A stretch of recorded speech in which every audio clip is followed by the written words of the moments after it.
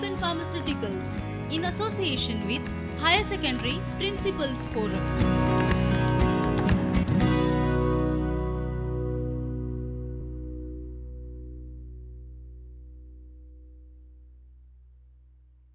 नमस्कार, मेरा नाम दीप्ति अल्दोनकर रिवणकर है और मैं our lady of the rosary उच्च माध्यमिक विद्यालय दोनापावला में हिंदी पढ़ाती हूँ।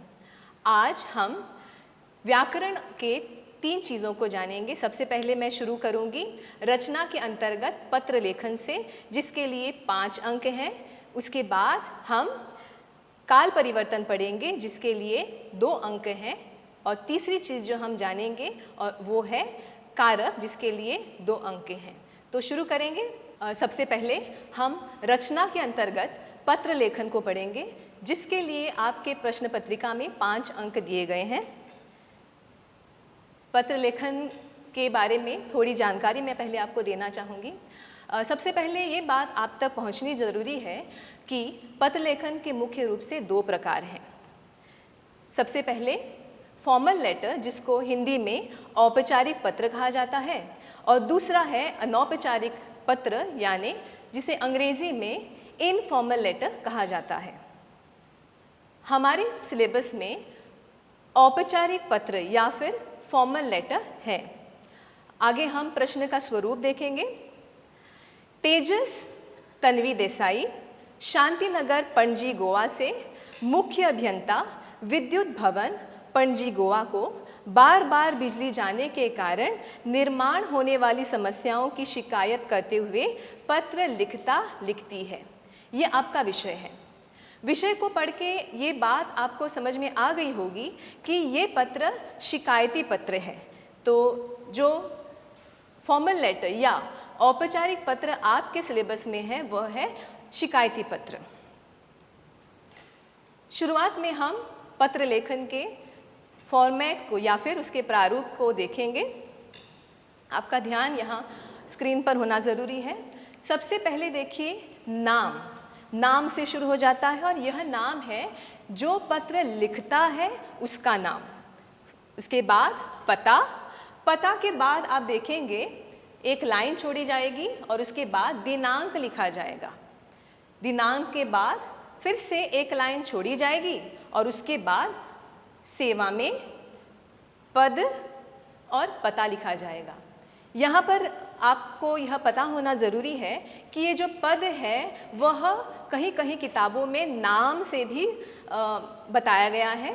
यानी अगर यह पत्र किसी इंजीनियर को आप लिख रहे हैं तो वहाँ अभियंता आ जाएगा या मुख्य अभियंता आ जाएगा। अगर आप पंचायत को लिख रहे हैं तो यहाँ सरपंच आ जाएगा। और उसके बाद पता, यानी जिसको आप पत्र लिख रहे हैं उसका पता यहाँ पर आएगा। फिर उसके बाद एक लाइन छोड़ी जाएगी और विषय दिया जाएगा। विषय के बाद एक लाइन फिर से छोड़ी जाएगी और माननीय महोदय संबोधन किया जाएगा। माननीय महोदय के बाद आप देखिए एक कॉमा डाला गया है और उसके बाद तुरंत पैराग्राफ शुरू हुआ है। चूँकि ये ब्लॉक फॉर्मेट है तो आपको यह पता होना ज़रूरी है कि पूरा लेटर या पूरा पत्र मार्जिन को छूकर लिखना ज़रूरी है। तो आपका जो पहला परिच्छेद है वो मार्जिन को छूकर माननीय महोदय के तुरंत बाद शुरू हो जाएगा। आपको यहाँ लाइन नहीं छोड़नी है। यहाँ पर पत्र में शुरुआत में आप पत्र के बारे में या पत्र लिखने का जो उद्देश्य है वो कम शब्दों में लिखते हैं। दूसरे पैराग्राफ में जब हम जाएंगे तब हम देखेंगे कि उसी विषय को विस्तार दिया जाता है। यानी पहले पैराग्राफ के बाद आप एक लाइन छोड़ेंगे और उसके बाद दूसरा परिच्छेद शुरू करेंगे। इस दूसरे परिच्छेद में विषय को विस्तार से बताया जाता है। यहाँ पर कुछ चीज़ें आपको ध्यान में रखनी है, और वो ये है कि आप जब यह पत्र लिखें वैयक्तिक रूप में या पर्सनल बन के नहीं लिखना है। आपको सार्वजनिक जो परेशानियां हो रही हैं उसकी शिकायत करनी है। यानी आप ऐसे नहीं लिखेंगे कि मुझे यह परेशानी हो रही है, मेरे माँ को यह परेशानी हो रही है, मेरे भाई को यह परेशानी हो रही है। नहीं, आप अपना भी लिख सकते हैं, साथ ही जो सार्वजनिक रूप में बाकियों को जो परेशानी हो रही है आपके गांव में या फिर आपके इलाके में, जो भी परेशानी इस विषय के कारण हो रही है वो यहाँ पर आनी ज़रूरी है। उसके बाद आप देखेंगे प्रारूप में फिर से आप एक लाइन छोड़ते हैं और उसके बाद अंतिम परिच्छेद शुरू करते हैं। यहाँ पर जो चीज़ें आपको ध्यान में रखनी है वो ये है कि अब से पहले आपने अपनी पूरी जो परेशानी है वो बताई है कि हमें ये परेशानी है, हमारे इलाके में वो परेशानी है। यहाँ आकर आपको एक सजेशन भी देना है, आपके अनुसार इसको या इस परेशानी को किस प्रकार हल किया जा सकता है, वो सजेशन आएगा और आप अंत में ये कहेंगे कि आशा है कि जो भी परेशानी है वो दूर की जाएगी। जब हम आगे की स्लाइड में पूरा पत्र देखेंगे तो इन मुद्दों को ध्यान में रखते हुए आप उसको समझेंगे। अंतिम परिच्छेद के बाद यानी अंतिम पैराग्राफ के बाद आप तुरंत धन्यवाद लिखते हैं। यहाँ पर एक बात नोट कीजिए, माननीय महोदय के बाद लाइन नहीं छोड़ी जाती और अंतिम पैराग्राफ या अंतिम परिच्छेद के बाद लाइन नहीं छोड़ी जाती है। धन्यवाद लिखा जाता है, पूर्ण विराम डाला जाता है, उसके बाद एक लाइन छोड़नी है आपको और उसके बाद लिखना है भवदीय, फिर हस्ताक्षर, ब्रैकेट में हस्ताक्षर करना है। खुद हस्ताक्षर करने की ज़रूरत नहीं है, केवल ब्रैकेट में आपको हस्ताक्षर शब्द लिखना है और अंत में पूरा नाम। अभी ये पूरा नाम वही होगा जो पत्र में शुरुआत में है। तो एक तरीका है याद रखने का, शुरुआती नाम और अंतिम नाम एक होता है।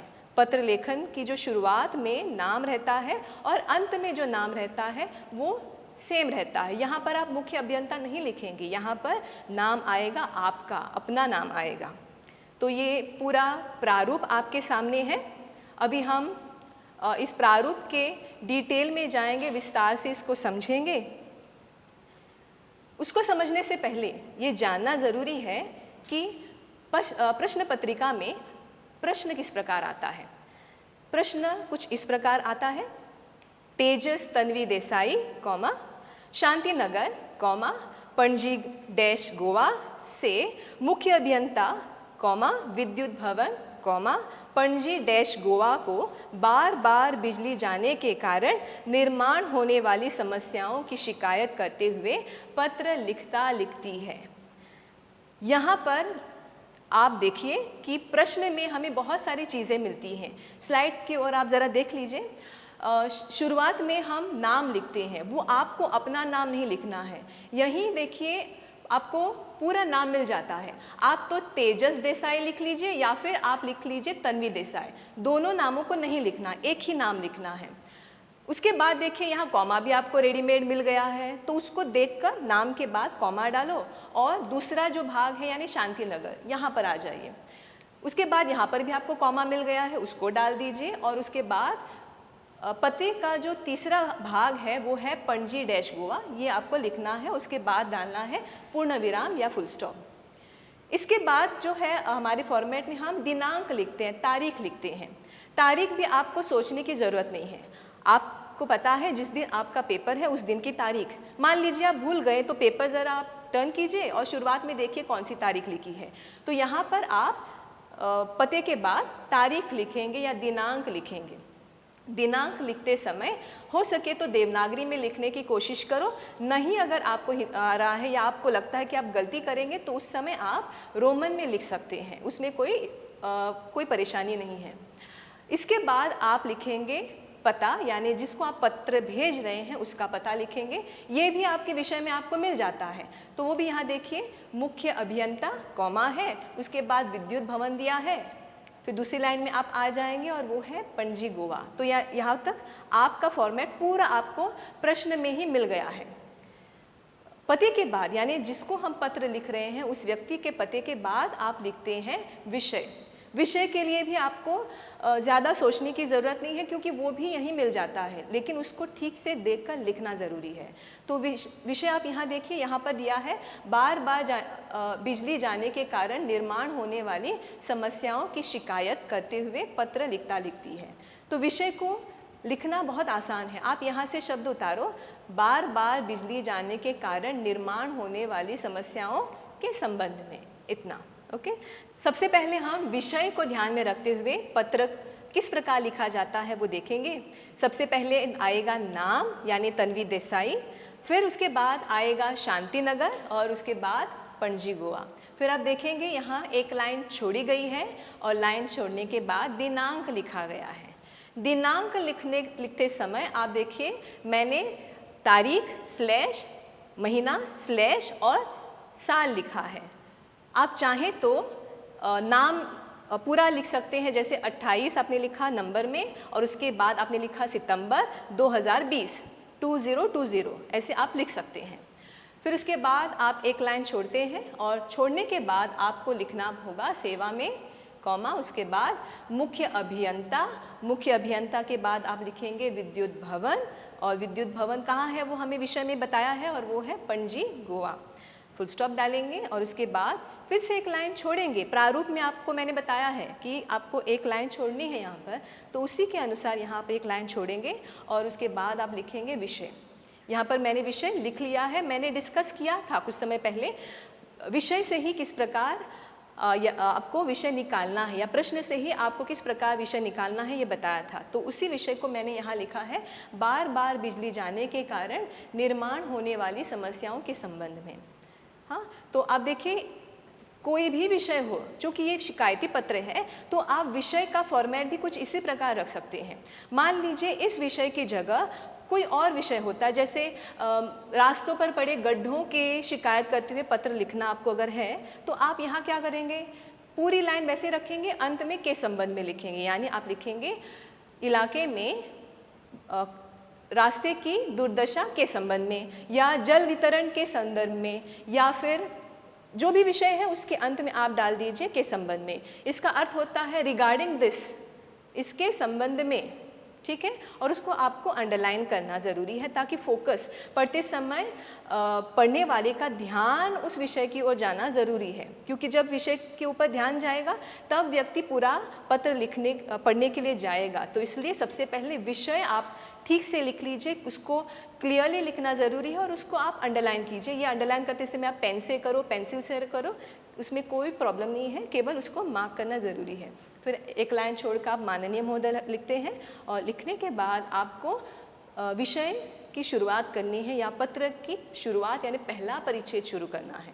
तो यहाँ पर मैंने तीनों परिच्छेद लिखे, एक परिच्छेद लिखा, उसके बाद एक लाइन छोड़ी है, उसके बाद दूसरा परिच्छेद, लाइन छोड़ी है, तीसरा परिच्छेद और उसके बाद आप देखेंगे तुरंत धन्यवाद लिखा गया है, फुल स्टॉप डाला गया है, एक लाइन छोड़ के भवदीय, भवदीय के बाद ब्रैकेट में हस्ताक्षर और अंत में तन्वी देसाई।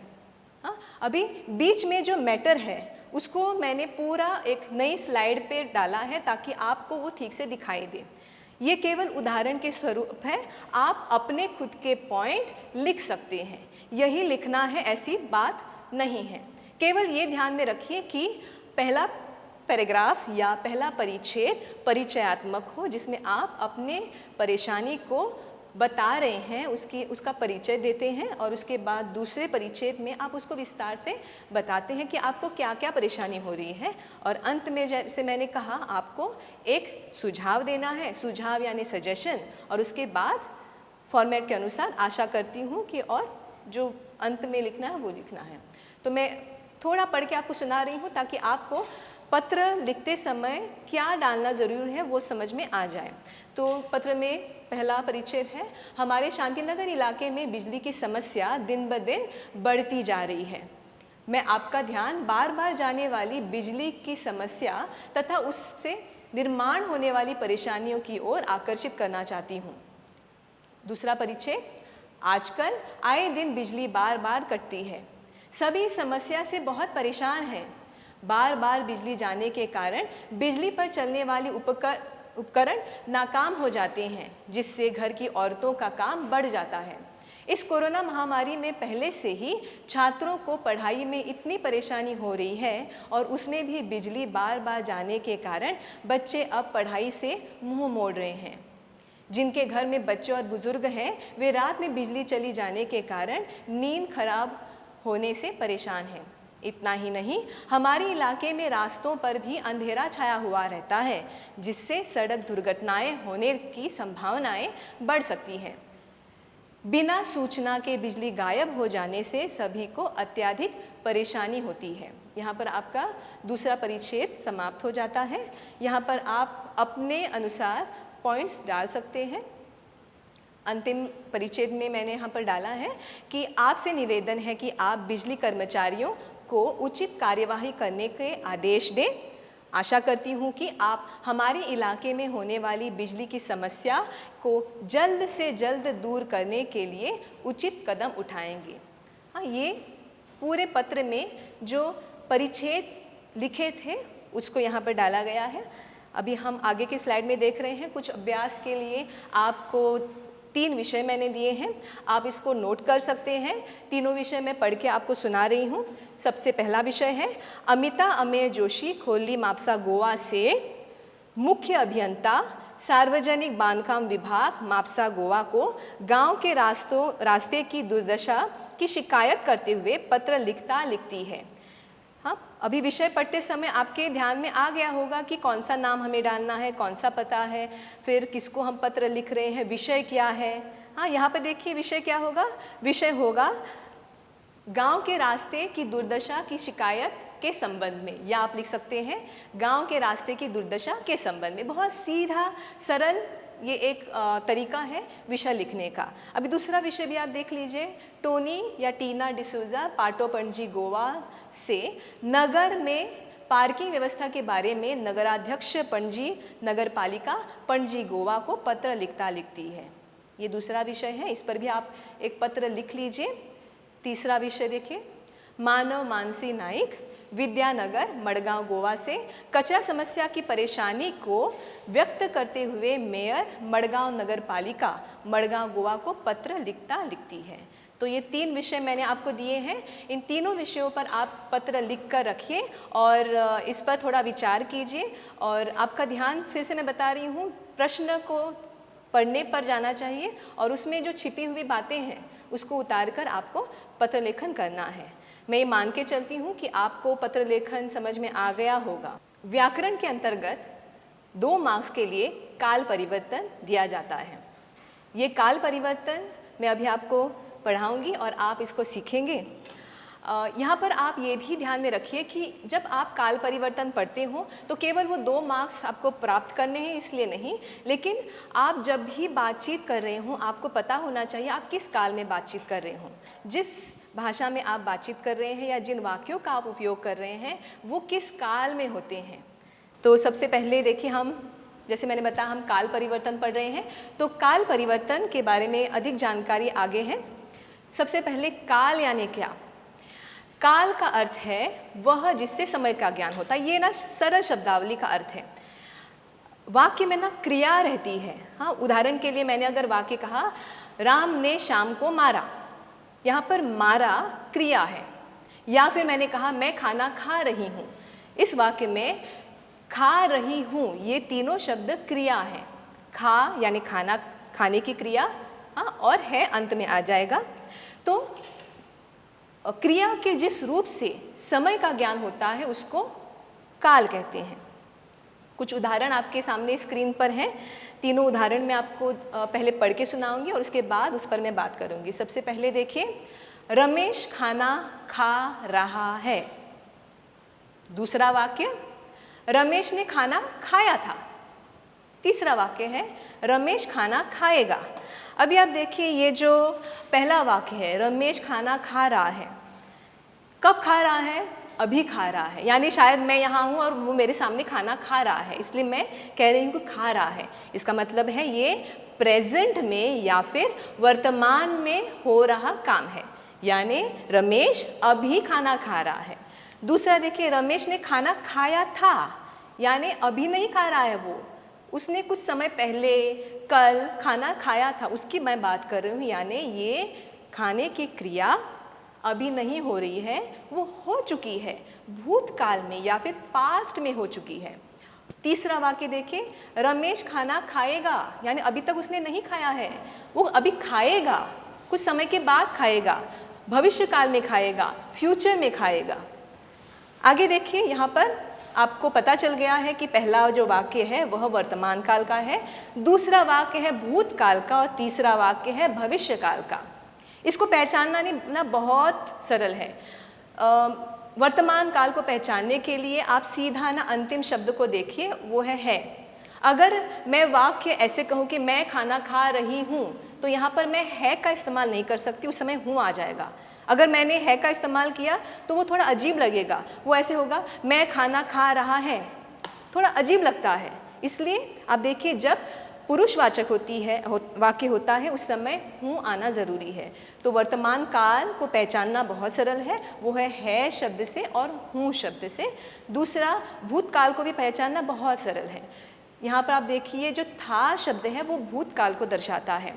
था इसलिए आया है क्योंकि रमेश एक पुरुष है। अगर वो स्त्री होता, हाँ, या फिर रमेश की जगह अगर मैंने कहा होता मीना, तो मीना ने खाना खाया था। अभी यहाँ पर आप देखेंगे, ये जो था शब्द है वो रमेश के आधार पर नहीं है, वो है खाने के आधार पर। हाँ, तो इस वजह से ये था आया है। था की जगह थे आ सकता है, थी आ सकता है।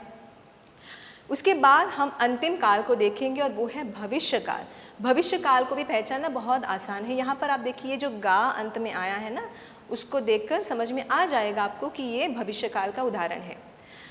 खाएगा, खाएगी या खाएंगे, गा, गे और गी, ये तीन शब्द आपको बताएंगे कि ये वाक्य भविष्य काल में है। फिर यहाँ पर मैंने एक छोटा सा एक चार्ट बनाया है जिससे आंखों के सामने पूरी जो संकल्पना या कॉन्सेप्ट है वो हो। सबसे पहले देखें काल के भेद। हमने देखे काल के 3 भेद हैं, वर्तमान काल, भूतकाल, भविष्य काल। वर्तमान काल में बहुत सारे भेद हैं।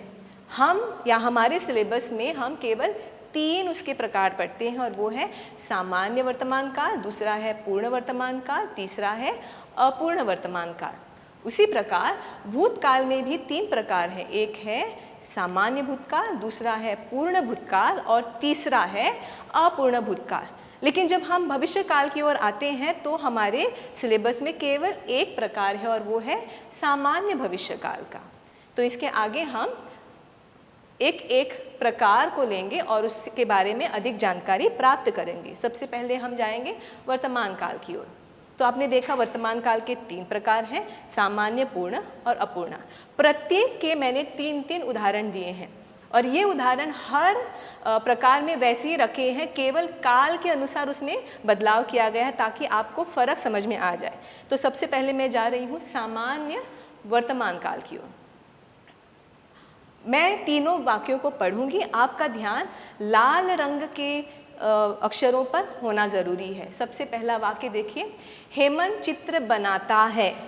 दूसरा वाक्य, मोमबत्ती जलती है। और तीसरा वाक्य है, बच्चे खेल खेलते हैं।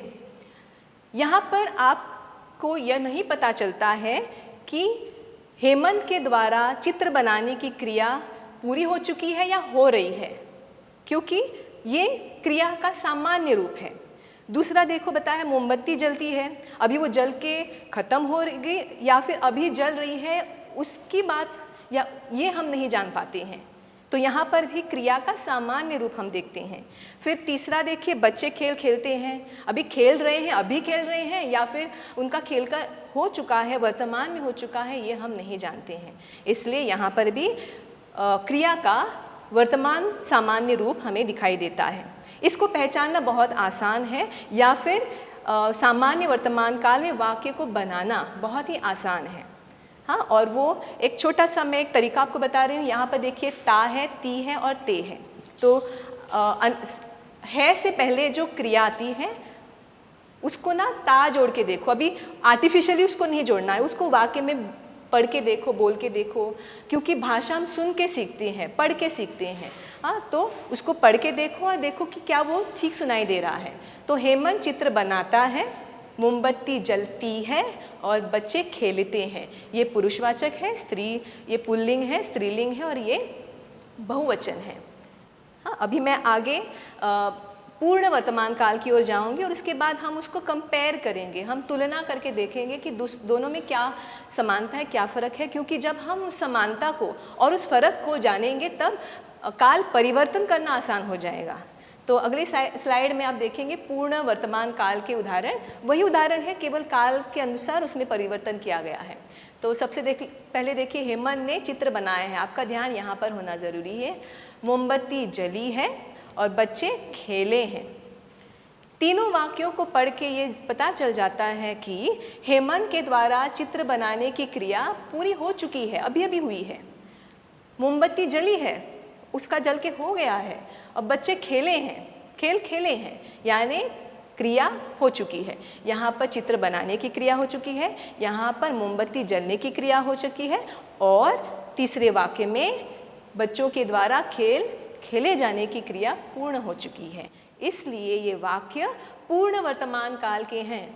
अभी मैं थोड़ा आपको तुलना करके दिखा रही हूँ। यहाँ देखिए, यहाँ पर वाक्य कब हुआ था नहीं समझ में आ रहा था, यहाँ हमने ता है, ती है, ते है का आधार लिया था, और आप पूर्ण वर्तमान काल में या है, ली है और ले है का आधार लेते हैं। इसको भी याद रखना बहुत आसान है।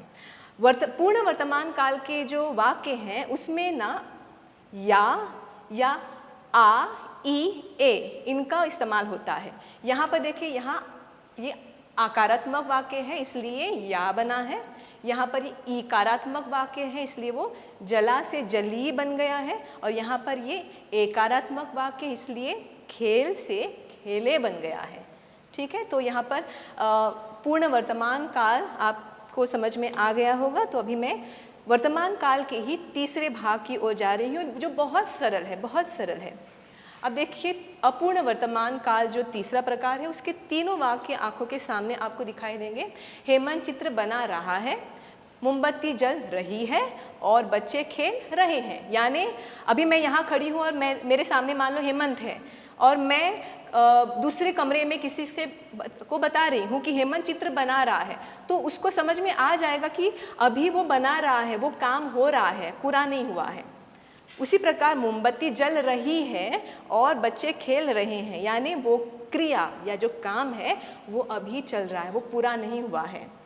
इसको भी याद रखना, या अपूर्ण वर्तमान काल में वाक्य को बदलना बहुत आसान है, और वो है केवल रहा है, रहे है और रहे खे का इस्तेमाल करके।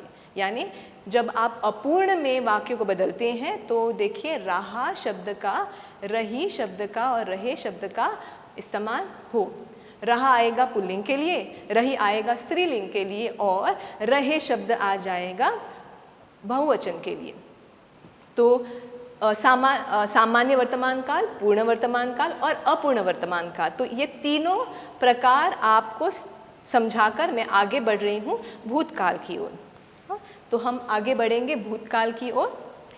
तो भूतकाल में भी देखिए, जैसे मैंने बताया, वर्तमान काल में कहा था कि उसमें सामान्य वर्तमान काल है, पूर्ण वर्तमान काल है और अपूर्ण वर्तमान काल है। तो उसी प्रकार भूतकाल में भी 3 प्रकार हैं।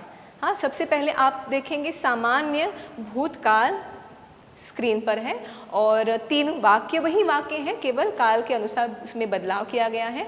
यहाँ पर वाक्य मैं पढ़ के सुना रही हूँ। हेमंत ने चित्र बनाया, यहाँ देखिए, मोमबत्ती जली, बच्चे खेले।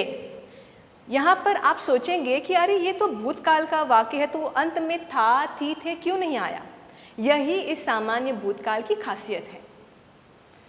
सामान्य भूतकाल में था, थी, थे नहीं आता है। हाँ, उसमें केवल एक क्रिया आती है, और इस वजह से अंत देखिए, हेमंत ने चित्र बनाया, यानी भूतकाल में बनाया। मोमबत्ती जली, बच्चे खेले, कब खेले, वो क्या खेल के हो गया या हो रहा है वो समझ में नहीं आ रहा है, इसलिए यह सामान्य भूतकाल का वाक्य है। अभी आगे देखिए पूर्ण भूतकाल। पूर्ण भूतकाल का में भी आप ज़रा यहाँ पर ज़रा आप देख लीजिए, हेमंत ने चित्र बनाया था, मोमबत्ती जली थी और बच्चे खेले थे। थोड़ा आपने एक चीज़ गौर की होगी कि अगर मैंने ये था निकाल दिया, ये थे निकाल दिया और ये थी निकाल दिया, तीनों जो अंतिम शब्द हैं उनको निकाल दिया, तो वाक्य बन जाता है सामान्य भूतकाल। लेकिन उस सामान्य भूतकाल के वाक्य को अगर मुझे पूर्ण बनाना है तो मैं था, थी और थे जोड़ देती हूँ। ओके, तो यहाँ देखिए, सामान्य भूतकाल में वाक्य था हेमंत ने चित्र बनाया, पूर्ण भूतकाल में बन गया हेमंत ने चित्र बनाया था। सामान्य भूतकाल का वाक्य था मोमबत्ती जली, तो पूर्ण भूतकाल में बन गया मोमबत्ती जली थी। सामान्य भूतकाल में वाक्य था बच्चे खेल खेले, और पूर्ण भूतकाल में वही वाक्य बन जाता है बच्चे खेल खेले थे। तीसरा प्रकार देखिए, तीसरा प्रकार बहुत सरल है। जिस प्रकार हमने अपूर्ण वर्तमान काल को देखा था, कुछ उसी प्रकार अपूर्ण भूतकाल के लिए भी वही लागू हो जाता है। रहा शब्द सेम है, रहा शब्द कॉमन है। यहाँ देखिए, हेमंत चित्र बना रहा था, यानी उसका बना के हुआ नहीं। हाँ, एक मैं उदाहरण दे रही हूँ। मान लीजिए मैं फ़ोन पर किसी से बात कर रही हूँ और कोई मुझे पूछ रहा है कि जब तुम हेमंत के घर पे गई थी ना, तो हेमंत क्या कर रहा था? तो मैं उसको बता रही हूँ, हाँ, उस समय ना हेमंत चित्र बना रहा था। यानी ये वाक्य पास्ट का है, भूतकाल का है, लेकिन सुनने वाले को ये भी पता चला कि उस समय हेमंत चित्र बना रहा था, उसका बना के नहीं हुआ था। ठीक है, तो इसलिए वो अपूर्ण भूतकाल का वाक्य है। इसी प्रकार आप दूसरे वाक्य को देखिए, मोमबत्ती जल रही थी, बच्चे खेल रहे थे। यानी तीनों वाक्य अपूर्ण हैं, क्रिया पूरी नहीं हुई है। नहीं हेमंत के द्वारा चित्र बनाने की क्रिया पूरी हुई है, नहीं मोमबत्ती जलने की क्रिया पूरी हुई है, और न ही बच्चे का खेल खेलने की क्रिया पूरी हुई है। यानी ये तीनों वाक्य अपूर्ण भूतकाल में हैं। इसके बाद हम सबसे सरल, सबसे आसान जो बात है वो है भविष्यकाल की। तो भविष्यकाल की ओर हम बढ़ेंगे। तो आपने देखा, हमने सामान्य वर्तमान काल कर दिया, पूर्ण वर्तमान काल भी जान लिया है, अपूर्ण जान लिया है, सामान्य भूतकाल जान लिया है, पूर्ण भूतकाल जान लिया है, और अपूर्ण भूतकाल भी जान लिया है। अभी अंतिम बचता है वो है सामान्य भविष्यकाल। तो यहाँ देखिए, बहुत ही आसान है। हेमंत चित्र बनाएगा, मोमबत्ती जलेगी, बच्चे खेलेंगे। याद करने के लिए आप देखिए, यहाँ गा, गी और गे, इन शब्दों से पता चल जाता है कि ये वाक्य भविष्यकाल के हैं और क्रिया यहाँ सामान्य रूप में है। ठीक है, तो तीनों काल और उसके उपभाग जो है हमने पूरे किए हैं। तो आगे आप यहाँ देखिए, मेरे सामने एक चार्ट है, इसको मैंने तैयार किया है काल को ध्यान में रखते हुए, और इसको आप ना याददाश्त को रखने के लिए या फिर याद रखने के लिए इस्तेमाल कर सकते। बहुत आसान है। यहाँ देखिए, काल लिखा है, यहाँ पर तीनों काल डाले हैं, फिर काल के तीनों रूप सामान्य, पूर्ण और अपूर्ण का उल्लेख किया है। वर्तमान काल के जो क्रिया रूप हैं वो डाले हैं और हूँ। यहाँ देखिए, बीच वाला जो है पर बिंदी है, ये बहुवचन में इस्तेमाल होता है। जैसे बच्चे खेल रहे हैं, है पर बिंदी आ जाएगी। या फिर जब आदर सूचक हम बातचीत करते हैं तब भी है पर बिंदी आ जाती है। उदाहरण के लिए, पिताजी खाना खा रहे हैं, है पर बिंदी आ जाएगी। फिर भूतकाल था, थी और थे, और भविष्यकाल के लिए गा, गी और गे। शुरुआत में आपको याद होगा, सामान्य में हमने क्रिया को सामान्य रूप दिया था, तो वो ता है, ती है, ते है बन जाता है। फिर यहाँ पूर्ण में या है, ये है और ये है। अपूर्ण में रहा है, रही है, रहे हैं। हाँ, अभी यहाँ पर अंत में मैंने एक वाक्य डाला है, उसको मैं प्रत्येक काल में बदल कर कहूँगी। आप भी अपने मन में इस वाक्य को बदल के रखिए और देखिए कि क्या आपने उसको सही तरह से बनाया है या नहीं। तो यहाँ वाक्य है, दारोगा को गाड़ियों की आवाज़ सुनाई दे रही है। सबसे पहले ना हम पहचानेंगे इस वाक्य को। वाक्य है, दारोगा को गाड़ियों की आवाज़ सुनाई दे रही है। यहाँ पर आपने ये रहा है, रही है, रहे हैं शब्दों को याद किया होगा, तो जान लिया है कि यह वाक्य अपूर्ण वर्तमान काल का है। तो इस वाक्य को अगर मैं सामान्य वर्तमान काल में बदलूँ तो वो बन जाएगा, दारोगा को गाड़ियों की आवाज़ सुनाई देती है। पूर्ण रूप देखिए, दारोगा ने गाड़ियों की आवाज़ सुनी। यहाँ पर आप देखिए, जब संज्ञा का इस्तेमाल हुआ है, किसी व्यक्ति का नाम आया है, तब उसके बाद ने का उपयोग हुआ है। तो आप याद रखिए, जब पूर्ण वर्तमान काल में आप वाक्य बदलते हैं तो बहुत बार ने का उल्लेख होता है वाक्य के बीच में। अपूर्ण का तो ये उदाहरण है, फिर भी मैं उसको बता रही हूँ। दारोगा को गाड़ियों की आवाज़ सुनाई दे रही है। फिर भूतकाल में भी मैं इस वाक्य को बदल के बताऊंगी। दारोगा को गाड़ियों की आवाज़ सुनाई दी, ये है सामान्य भूतकाल। उसी को अगर मुझे पूर्ण बनाना है तो वाक्य में मैं अंत में था या थी या थे डालूंगी। तो दारोगा को गाड़ियों की आवाज़ सुनाई दी थी, और अपूर्ण बन जाएगा दारोगा को गाड़ियों की आवाज़ सुनाई दे रही थी। देखा, बहुत आसान है। और अंत वाला जो है वो आपने शुरुआत में ही बना दिया होगा, और वो है दारोगा को गाड़ियों की आवाज़ सुनाई देगी। तो इस प्रकार काल परिवर्तन देखिए बहुत आसान है, और वो जो 2 मार्क्स है, 2 अंक है ना, उसको लेना बहुत आसान है। उसमें गलती नहीं होनी चाहिए, नहीं होती भी है। ठीक है, तो अभी हम प्रश्न का स्वरूप देखेंगे। निम्नलिखित प्रश्नों में दी गई सूचनाओं के अनुसार किन्हीं 2 वाक्यों के काल परिवर्तन कीजिए। ऐसे प्रश्न पत्रिका में डाला जाता है या पूछा जाता है। आपको 3 वाक्य दिए जाते हैं। प्रत्येक वाक्य के अंत में देखिए यहाँ पर सूचना दी जाती है कोष्ठक में कि आपको इस काल में या काल के इस प्रकार में आपको परिवर्तन करना है। फिर यहाँ पर भी देखिए तीनों वाक्य में आप देखेंगे अंत में सूचना दी है। आपको तीनों में से 2 लिखने होते हैं और आपको 1 + 1 यानी 2 मार्क्स मिल जाते हैं। तो यहाँ पर वाक्य देखिए है, पंडित अलोपीदीन इस अगाध वन के सिंह थे। आपको बनाना है पूर्ण वर्तमान काल, और आपको याद होगा पूर्ण वर्तमान काल में बदलना अगर है तो वाक्य अंत होगा या है से। हाँ, तो मैं वाक्य को बना रही हूँ। पंडित अलोपीदीन इस अगाध वन के सिंह थे, यानी पंडित अलोपीदीन इस अगाध वन के सिंह हुए हैं। यहाँ पर ए आ गया है। फिर सामान्य भविष्यकाल में आपको दूसरा वाक्य बदलना है, गजाधर बाबू को अचानक गणेशी की याद आई, और इसको आप जब भविष्यकाल में सामान्य भविष्यकाल में बदलेंगे तो वाक्य बनेगा गजाधर बाबू को अचानक गणेशी की याद आएगी। अंतिम वाक्य, बड़ी सावधानी से चिट्ठियाँ उल्टी पलटी जा रही हैं। इस वाक्य को अपूर्ण भूतकाल में बदलना है, यानी रहा था का इस्तेमाल होना है। तो वाक्य बनेगा बड़ी सावधानी से चिट्ठियाँ उल्टी पलटी जा रही थी पर डॉट आएगा क्योंकि एक चिट्ठी नहीं है, एक से ज़्यादा चिट्ठियाँ हैं। और अभ्यास के लिए मैंने आप कुछ वाक्य बनाए हैं, आप इसको नोट कर सकते हैं। मैं एक वाक्य पढ़ रही हूँ। रामू की बहू बेचारी गुमसुम बैठी। इस वाक्य को आपको सामान्य भविष्यकाल में बदलना है। दूसरा, सभी को विश्वास हुआ, यह वाक्य आपको बदलना है सामान्य वर्तमान काल में। आपने पत्र लिखने में मेरी बहुत मदद की। इस वाक्य को आपको पूर्ण भूतकाल में बदलना है। अगला वाक्य है, बेटी वाला समझकर ही आप मेरा अपमान कर रहे हैं। यह वाक्य आपको पूर्ण वर्तमान काल में बदलना है। फिर अगला वाक्य है, लोहिया की याद आते ही मेरा मन भारी हो जाता है। इस वाक्य को आप सामान्य भूतकाल में बदलेंगे। अंतिम वाक्य है, वे बारीक चीज़ भी देख लेते हैं। इस वाक्य को आपको अपूर्ण भूतकाल में परिवर्तित करना है।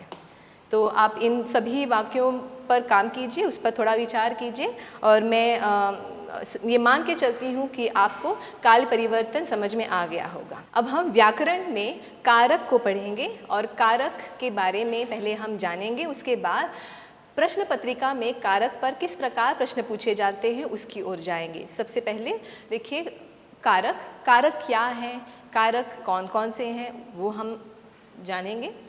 तो यहाँ देखिए कारक का मैंने अर्थ आपको पढ़ने के लिए रखा है, और वो है संज्ञा या सर्वनाम के जिस रूप से वाक्य के अन्य शब्दों के साथ उसके संबंध का बोध होता है उसे कारक कहते हैं। यहाँ पर संज्ञा और सर्वनाम ये 2 शब्द हैं। संज्ञा यानी नाम, जिसको अंग्रेजी में नाउन कहते हैं। यह संज्ञा व्यक्तिवाचक हो सकती है, जातिवाचक हो सकती है, द्रव्यवाचक हो सकती है, समूहवाचक हो सकती है। उदाहरण के लिए अगर मैंने कहा रमेश, तो रमेश बन जाएगा व्यक्तिवाचक। भारत कहा तो बन जाएगा व्यक्तिवाचक। यानी अगर मैंने कहा देश, पेड़, घर, तो ये बन जाएगा जातिवाचक, क्योंकि देश तो बहुत सारे हैं। लेकिन अगर मैंने कहा भारत तो वो हो जाएगा व्यक्तिवाचक। इसको जानना पहचानना बहुत आसान है। अक्सर न संज्ञा या सर्वनाम के तुरंत बाद जो विभक्ति लगती है वह कारक है। ये पहचानने का तरीका है। आगे की स्लाइड में आप एक चार्ट देखेंगे जिससे आप कारक को आसानी से समझ सकते हैं। यहाँ पर देखिए, यहाँ पर आप 8 नंबर देखेंगे, इसका मतलब ये है कि कुल मिलाकर 8 कारक हैं, उनके नाम यहाँ मैंने डाले हैं। कर्ता, कर्म, करण, संप्रदान, अपादान, संबंध, अधिकरण और संबोधन। यहाँ पर विभक्ति चिन्ह या जिसे परसर्ग भी कहा जाता है वो दिया है। और देखिए कर्ता की विभक्ति है ने, कर्म को करण से, संप्रदान के लिए, अपादान से, संबंध का की के, रा री रे, ना नी ने, अधिकरण में, पर, संबोधन हे अरे। ये यहाँ जो आप देखेंगे ये सब कारक हैं। आपको प्रश्न जब पूछा जाता है तब ब्रैकेट में जो दिया जाता है वो होता है संज्ञा या सर्वनाम। आपको उसके बाद जोड़नी पड़ती है एक विभक्ति यानी कारक। यहाँ पर अगर आप देखिए, यहाँ पर ना 2 शब्द आपको एक समान दिखेंगे, यहाँ पर भी से है, यहाँ पर भी से है, लेकिन दोनों में फ़र्क है। करण वाला जो से है वो है द्वारा या विथ, हाँ, और अपादान वाला जो से है वो है अलग होना या फ्रॉम। उसका उदाहरण भी मैंने बगल में दिया है।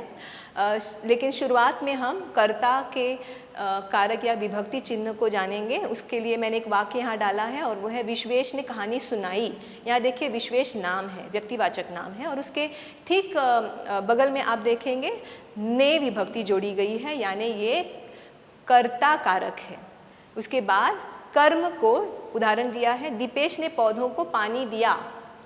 तीसरा करण से, यहाँ पर से पर आपका ध्यान होना ज़रूरी है। मीनाक्षी ने लकड़ी से मेज़ बनाई, यानी विथ लकड़ी या लकड़ी का उपयोग करके, यानी लकड़ी उसके पास है। संप्रदान के लिए नीरज ने नभा के लिए जलेबी खरीदी।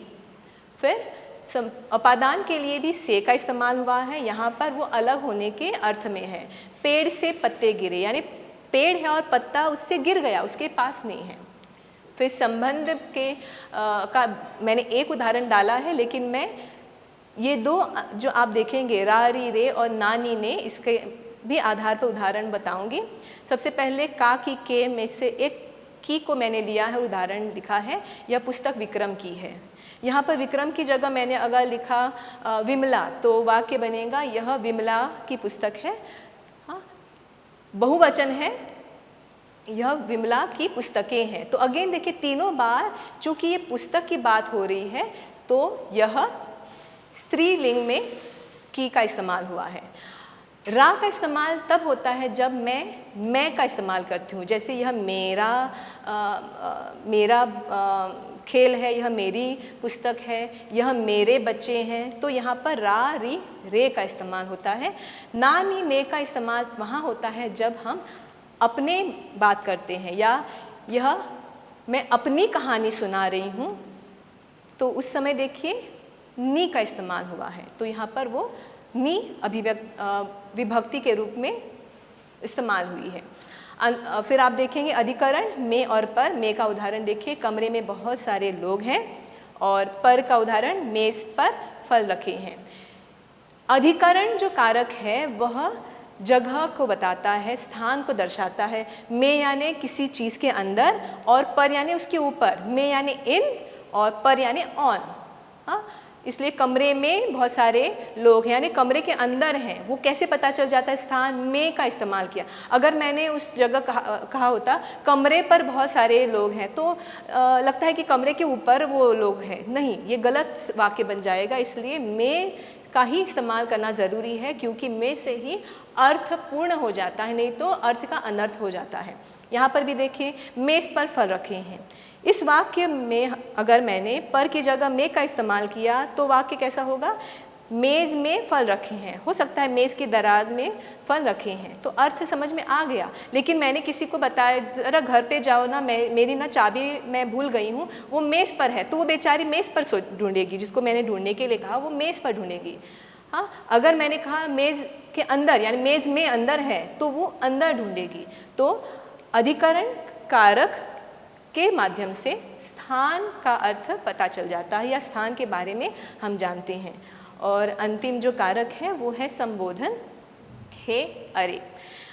यहाँ पर देखिए भले ही यहाँ पर हे के बाद एक्सक्लेमेशन और अरे के बाद एक्सक्लेमेशन मार्क दिया है, लेकिन जब वाक्य में इसका इस्तेमाल होता है तो हे के बाद एक नाम आता है, अरे के बाद नाम आता है, उसके बाद एक्सक्लेमेशन मार्क आता है। उदाहरण देखिए, अरे प्रियंका ज़रा संभल कर चलो।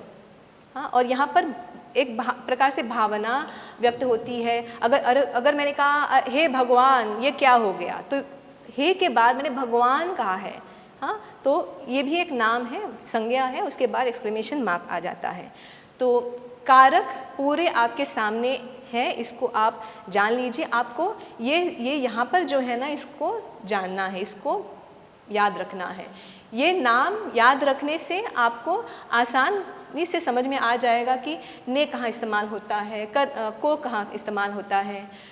ने का इस्तेमाल होता है जब कर्ता व्यक्ति क्या कर रहा है वो समझ में आ जाए। यानी विश्वेश ने कहानी सुनाई, किसने सुनाई? विश्वेश ने सुनाई।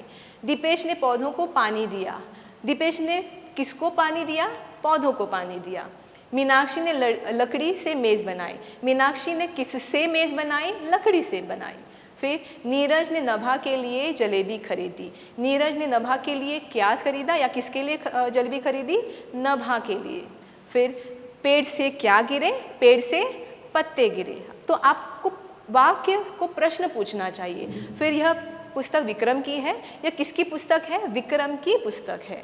फिर कमरे में बहुत सारे लोग हैं, यहाँ पर भी देखिए में और पर, उसी प्रकार आप अरे का भी इस्तेमाल देख रहे हैं।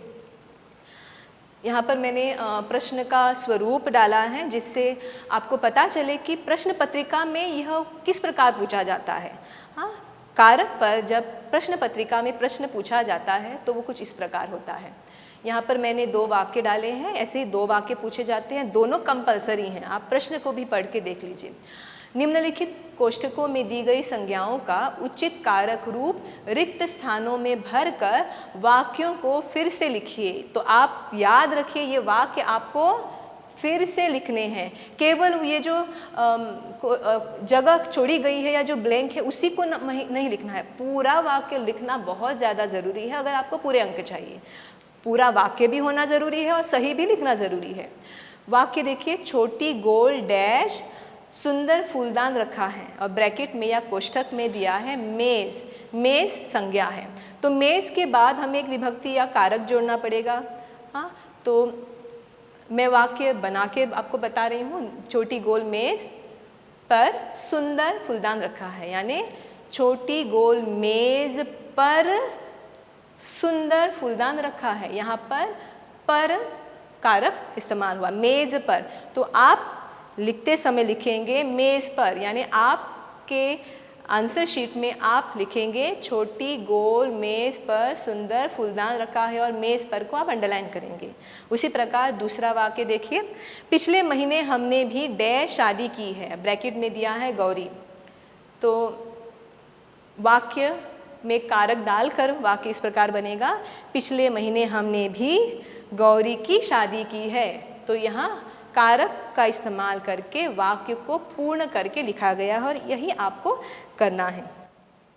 अंत में मैंने कुछ अभ्यास के लिए वाक्य डाले हैं, एक एक को हम देखेंगे। सबसे पहले देखिए, डैश तावीज़ के बारे में राजा को समझाया, कोष्ठक में दिया है दरबारी।